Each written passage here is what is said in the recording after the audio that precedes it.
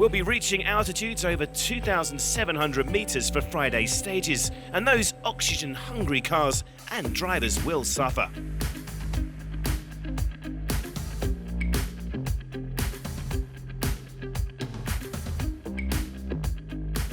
Here in Mexico, one of the biggest problems we face is the altitude and its effect on engine performance. Because the pressure is lower, we're unable to get the same amount of air into the engine. Here's a simple demonstration.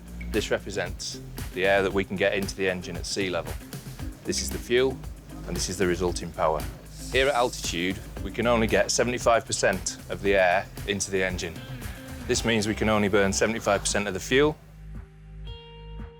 We get 75% of the power. We're very fortunate that Ford Performance give us access to a climatic chamber at Dunton, which allows us to replicate the altitude conditions before we get here. This allows us to minimise our losses. However, the drivers will still notice the reduced performance throughout the event.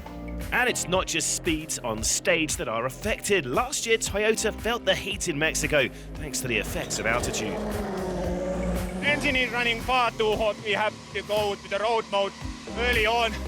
That's why the greatest minds in engineering are paid the big bucks as they work together to solve these mechanical conundrums. Engine and cooling system is like a human being. Here we suffer from lack of air, and when we run, we cannot perform. Engine is the same, loses power and goes slower. Same for cooling efficiency.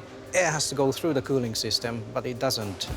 Here in Mexico, the altitude is very high, and basically lack of air, this reduces cooling efficiency quite a bit. This is one problem, and another problem here in particular is that this happens in a very slow section of the stage, where the car speed is low, all the efficiency goes down. Basically, air cannot go in and go out. So this will give hard time to every competitors here in Mexico.